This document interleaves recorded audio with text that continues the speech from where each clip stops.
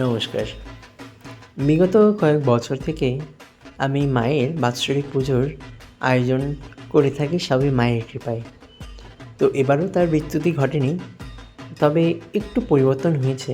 বিগত কয়েক বছরগুলিতে আমি পাথর এমনকি পিতলের বিগ্রহ দিয়ে মায়ের পুজো সম্পন্ন করলেও এবারে মায়ের কৃপায় প্রতিমা দিয়ে মায়ের পুজো সম্পন্ন হয়েছে। তো পুজোর দিন প্রথম পর্বেই মায়ের যে বোধন হয়, মায়ের অধিবাস পর্ব, সেটা সম্পন্ন হচ্ছিল। মাকে বরণ করা হচ্ছিল। আমার মা, ঠাকুমা, কাকিমা সবাই মিলে মায়ের বরণ করছিল এবং অধিবাস পর্ব শেষ হওয়ার পরপরই ঠাকুরমশাই যে মূল পুজোর রয়েছে সেখানে বসবে। সেখানে প্রথমেই চক্ষুদান, প্রাণ প্রতিষ্ঠা ও বিভিন্ন নিয়ম রয়েছে। আসলে এই মা বিপত্তারিণী মা দুর্গারই বা মূল যে জয় দুর্গা রয়েছে তারই একটা অংশ। তাই দুর্গা পূজার মতোই এই পূজারও নিয়মটা অনেকটা একই। তবে দুর্গা পূজায় বলি বা বিভিন্ন ধরনের একটু ভিন্নতা রয়েছে, যেটা এই পুজোয় নেই। তবে অনেকটা 80% নিয়মই দুর্গা পূজার মতোই। যেহেতু মায়ের এক রূপ, মায়ের তো অনেক রূপ, তার মধ্যেই এই এক রূপ হচ্ছে বিপত্তারিণী জয় দুর্গা। তো ঠাকুরমশাই অলরেডি চক্ষুদান, প্রাণ প্রতিষ্ঠা করা শুরু করেছে বোধন পর্ব শেষ করে।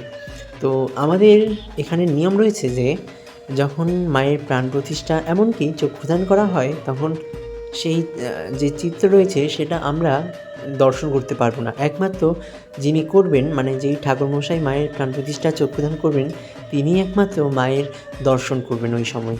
আর আমরা পারবো না, তাই বলে মাকে আচ্ছাদন করা হয়েছে।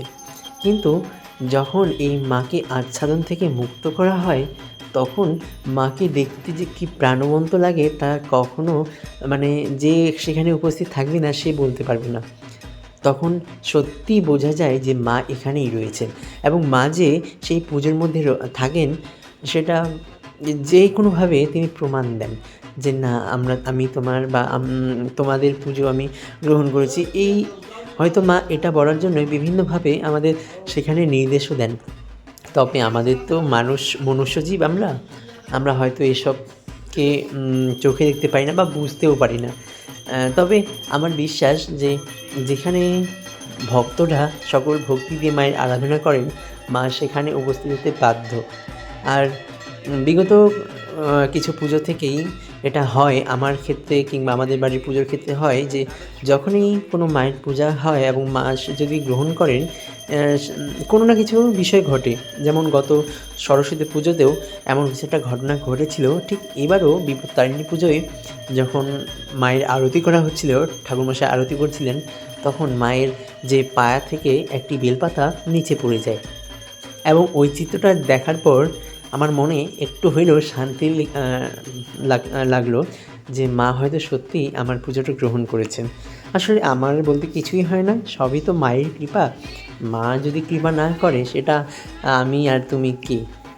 তো এটাই, মায়ের কৃপা যে পেয়েছে সেই জানে মা কী জিনিস।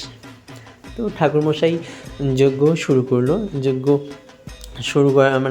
শেষ করার পর আমাদের আরও বিভিন্ন ধরনের পর্ব রয়েছে, সেগুলোকে আবার সম্পন্ন করতে হবে এবং ওই দিন বৃষ্টিও হচ্ছিল।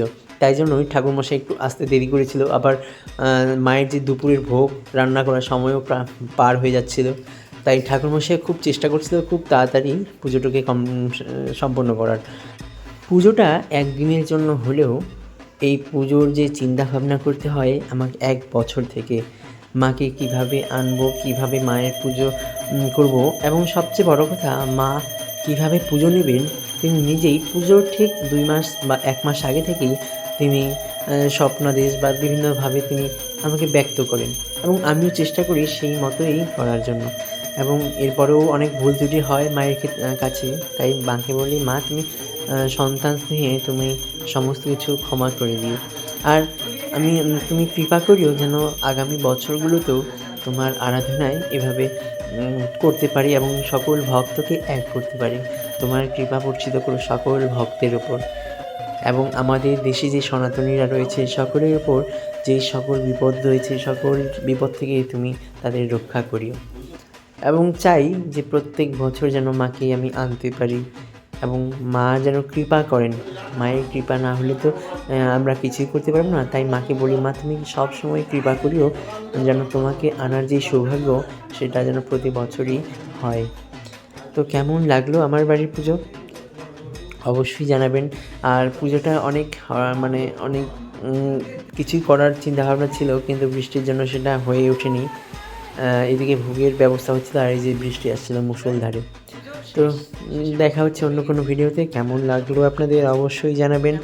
আর আমিও অনেক ব্যস্ত ছিলাম, তাই সমস্ত কিছু ভিডিও করতে পারিনি। যতটুকুই করতে পেরেছি ততটুকুই আপনাদের সামনে উপস্থিত করলাম। কেমন লাগলো? ধন্যবাদ।